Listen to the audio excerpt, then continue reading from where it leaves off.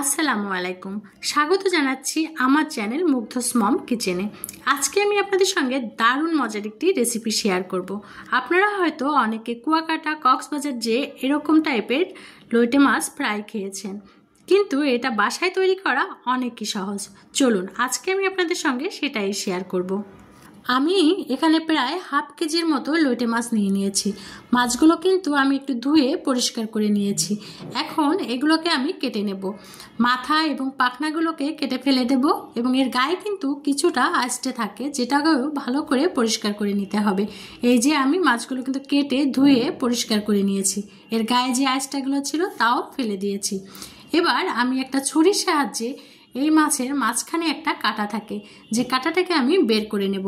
আপনারা চাইলে কাঁটাটা সহ ভাজি করতে পারেন, তবে কাঁটাটা বের করে নিলে খেতে কিন্তু একটু বেশিই ভালো লাগে, যে কারণে আমি কাঁটাগুলোকে বের করে নেব। আমি কিন্তু ছুরির সাহায্যে বের করছি। আপনারা চাইলে কিন্তু বটি দিয়েও সুন্দর করে এটাকে সহজেই বের করে নিতে পারবেন। এই যে দেখুন, আমি কিন্তু ছুরি দিয়ে আস্তে আস্তে করে কাঁটাটাকে বের করে নিচ্ছি। এই যে দেখুন, আমি কিন্তু মাছের থেকে কাঁটাটা আলাদা করে নিয়েছি। এভাবেই আমি সব মাছের থেকে কাঁটাগুলোকে আলাদা করে নিব। এই যে দেখুন, আমার কিন্তু সব মাছের থেকে কাঁটাগুলো আলাদা করে নেওয়া হয়ে গেছে।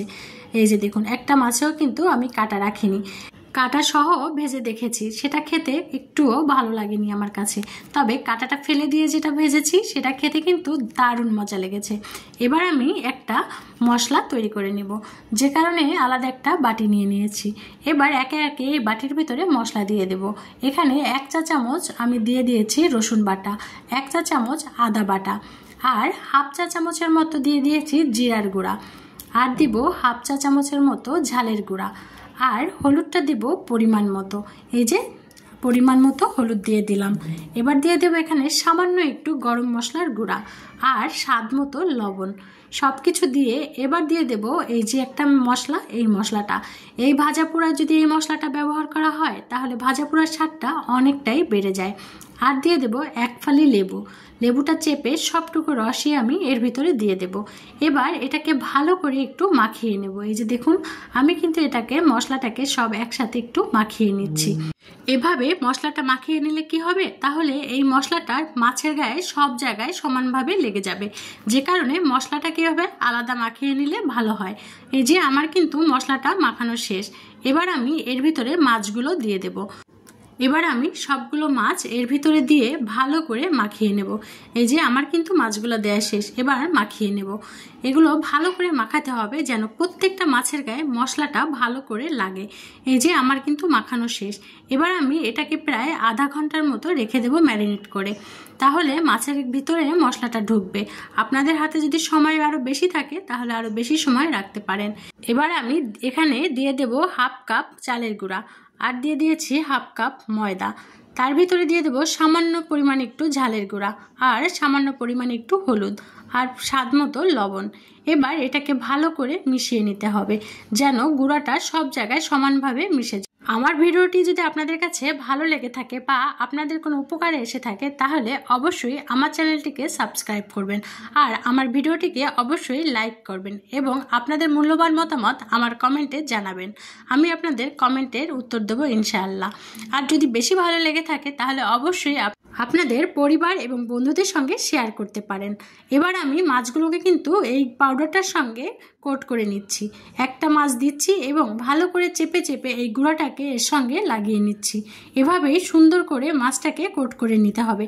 আমি কিন্তু একে এক করে সব মাছগুলোকেই কোট করে নিব। এই যে আমি কিন্তু আপাতত এই 4টা মাছ কোট করে নিয়েছি এবং এটাকে আমি সুন্দর করে এবার ভাজবো। এবার আমি ভাজার জন্য চুলায় একটি কড়াই বসিয়ে দিয়েছি। দিয়ে তাতে তেলটা যখন গরম হয়ে যাবে তখনই আমি এই মাছটাকে এর ভিতরে আস্তে আস্তে ছেড়ে দেব। খেয়াল রাখতে হবে মাছটা কিন্তু ডুবো তেলে ভাজতে হবে, তা না হলে অনেক সময় ভেঙে যেতে পারে। এই যে আমি কিন্তু খুব সাবধানে সুন্দর করে এটাকে ভেজে নিচ্ছি। এক পাশ যখন ভাজা হয়ে যাবে তখন অপর পাশটি উল্টে দেব। এই পর্যায়ে চুলার জালটা কিন্তু মিডিয়াম রাখতে হবে, তাহলে মাছটা সুন্দর করে ভাজা হবে। চুলার জাল যদি জোরে থাকে তাহলে মাছের উপরটা পুড়ে যাবে, ভিতরটা কাঁচা থেকে যাবে। যে কারণে মিডিয়াম আছে সুন্দর করে এইভাবে ব্রাউন কালার করে ভেজে নিতে হবে। আমার কিন্তু একবার ভাজা শেষ। দেখুন কালারটা কিন্তু অনেক সুন্দর হয়েছে। এবার আমি আরও কিছুটা মাছ ভেজে নেব। ঠিক একইভাবে সবগুলো মাছ আমি এর ভিতরে দিয়ে দেব। এবার এগুলোকে আমি উল্টে পাল্টে সুন্দর করে এপাশ ওপাশ ব্রাউন কালার করে ভেজে নেব। এই যে দেখুন আমার কিন্তু এপাশ ওপাশ উল্টে নিয়ে ব্রাউন করে ভেজে নেওয়া হয়ে গেছে। এবার এটাকেও আমি তুলে নেব। এই যে দেখুন কালারটা কিন্তু অনেক সুন্দর হয়েছে। এই যে আমি কিন্তু এবারও এগুলোকে উঠিয়ে নিলাম। তো আমার ভিডিওটি কেমন লেগেছে অবশ্যই কিন্তু আপনারা জানাবেন।